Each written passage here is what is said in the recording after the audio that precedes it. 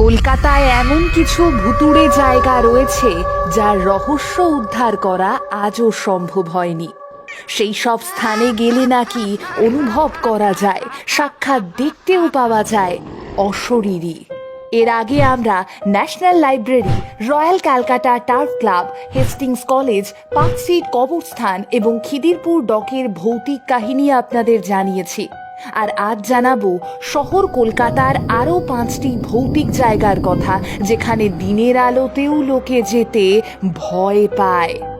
চলুন তবে শনিবারের এই মধ্যরাতে চারিদিকে নিস্তব্ধতা রেখে যেখানে তেনাদের বাস, সেখান থেকেই আপনাদের নিয়ে ঘুরে আসি আকাশবাণী ভবন বা গার্স্টিন প্লেস। কলকাতার পুরনো বাড়িগুলোর মধ্যে একটি হলো এই আকাশবাণী ভবন।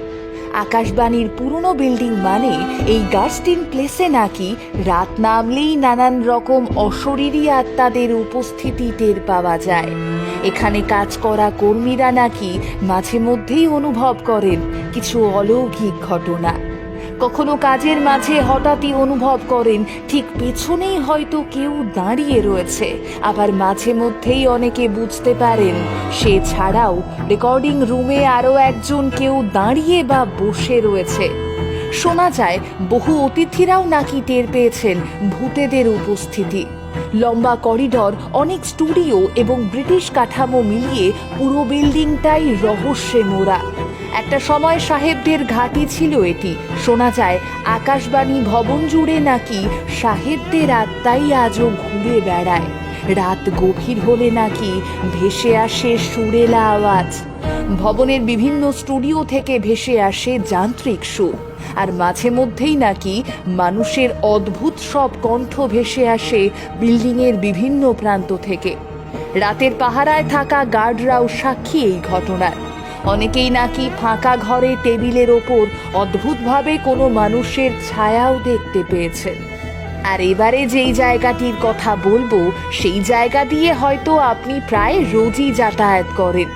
কলকাতার রবীন্দ্র সরোবর মেট্রো স্টেশন। হ্যাঁ, অনেকেই হয়তো জানেন এই জায়গা সম্বন্ধে, কিন্তু আপনারা কি এটা জানেন নির্দিষ্ট একটা সময় রয়েছে যেই সময়েই নাকি এই স্টেশন হয়ে ওঠে রহস্যময়। খুব অবাক লাগলেও এটা সত্যি যে কলকাতা মেট্রোয় আত্মহত্যার যেই ঘটনাগুলো ঘটে থাকে তার বেশিরভাগটাই ঘটে রবীন্দ্র সরোবর মেট্রো স্টেশনে। শোনা যায় রাত হলেই নাকি সেই সব অতৃপ্ত আত্মাদের উপস্থিতি টের পাওয়া যায় এই স্টেশনে।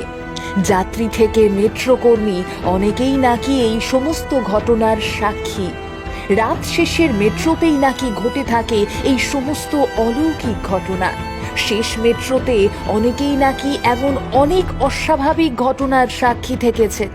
কখনো শেষ মেট্রোর অপেক্ষা করতে থাকা যাত্রী পাশে অন্য কারো উপস্থিতি টের পেয়েছেন। আবার কখনো শেষ মেট্রোর ফাঁকা বগিতেও এমনই কোনো আত্মা বা অশরীরীর উপস্থিতি টের পেয়েছেন অনেকেই। তাই আজও অনেকেই রাতের শেষ মেট্রো এড়িয়েই চলেন। আবার অনেকে তো বেশি রাত হলে রবীন্দ্র সরোবর মেট্রো স্টেশনে একা যেতেও ভয় পান। কলকাতার সল্টলেকে অবস্থিত উইপ্রো বিল্ডিং, যেখানে আজ হাজার হাজার ছেলে মেয়েরা চাকরি করতে যায়, যেখানে দিন রাত কাজকর্মে ব্যস্ত থাকে অগণিত মানুষ, ঠিক সেই বিল্ডিংয়ের 4র্থ তলটি নাকি ভূতেদের আস্তানা। একটা সময় নাকি এই 4র্থ তলে সারা রাত ধরে চলতো ভুতুড়ে কাণ্ড কারখানা। সকালে এসে নাকি অফিস কর্মীরা দেখতেন গোটা অফিস লণ্ডভণ্ড হয়ে রয়েছে, কিন্তু কারা করতো এসব তা জানতে পারতেন না কেউই। রাতে নাকি ভেসে আসতো এক মেয়ের কান্নার আওয়াজ। শোনা যায় আজ যেখানে উইপ্রো অফিসের বিল্ডিং, সেখানে একটা সময় জলাশয় এবং একটি কবরস্থান ছিল। আর সেই কারণেই নাকি এখনো অশরীরী আত্মাদের উপস্থিতি টের পাওয়া যায় সেখানে।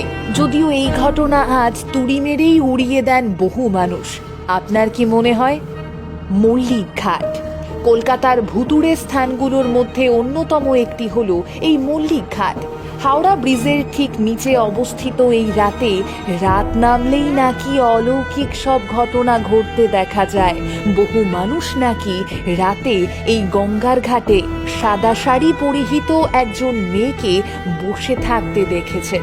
আবার অনেকেই নাকি শাড়ি পরিহিত মহিলাকে হেঁটে নেমে যেতে দেখেছেন নদীতে, আর সেই নেমে যাওয়া দেখে সেই মহিলা ডুবে যাচ্ছে ভেবে কেউ বাঁচাতে গেলেই নাকি ঘটেছে বিপদ। তাই এখন রাত হলেই বহু মানুষ এড়িয়ে চলেন এই মল্লিক ঘাট। অনেকে নাকি ঘাটের পাশ দিয়ে চলাফেরাও করতে গিয়ে এমন বহু ভয়ানক ঘটনার সাক্ষী থেকেছেন। তাই সন্ধ্যের পর থেকেই ফাঁকা হতে শুরু করে এই ঘাট। কলকাতা মিউজিয়াম, কলকাতা তথা ভারতবর্ষেও বিখ্যাত এই জাদুঘর। তবে প্রথম থেকেই বিভিন্ন ভুতুড়ে ঘটনার সাক্ষী এই স্থান। 200 বছরের পুরনো এই বিল্ডিং এর কোনায় কোনায় নাকি আজও রহস্যে ভরা। রাত গভীর হলেই এই মিউজিয়াম জুড়ে কেউ একজন কাপড় মুড়ি দিয়ে নাকি ঘুরে বেড়ায়, ভেসে আসে কোনো এক মহিলার কণ্ঠস্বর। মধ্যরাতে নাকি নর্তকীদের নাচের শব্দও ভেসে আসে চারপাশ থেকে। আর মিউজিয়াম নিয়ে লেখা এই সমস্ত তথ্যও নাকি মিউজিয়ামেই সংগ্রহ করা রয়েছে। আপনাদের কেমন লাগলো দ্য বং আনটোল্ডের সঙ্গে কলকাতার আরও 5টি ভৌতিক এলাকা ঘুরে এসে অবশ্যই জানাবেন কমেন্ট করে। তবে ভিডিও শেষ হওয়ার আগে কিছু কথা। এই জায়গাগুলো নিয়ে প্রচারিত ভৌতিক গল্পগুলোর সত্যতা আমরা যাচাই করিনি, তাই অযথা ভয় পাবেন না। ভুতুড়ে জায়গা বলে আদতে কিছু হয় না, কারণ আসলেই ভূত তো সব জায়গাতেই বিরাজমান, তাই না? আর আপনি এখন যেখানে আছেন সেখানে আপনি ছাড়া আর কেউ নেই, এটা তো ভেবে নেওয়াই যায় না।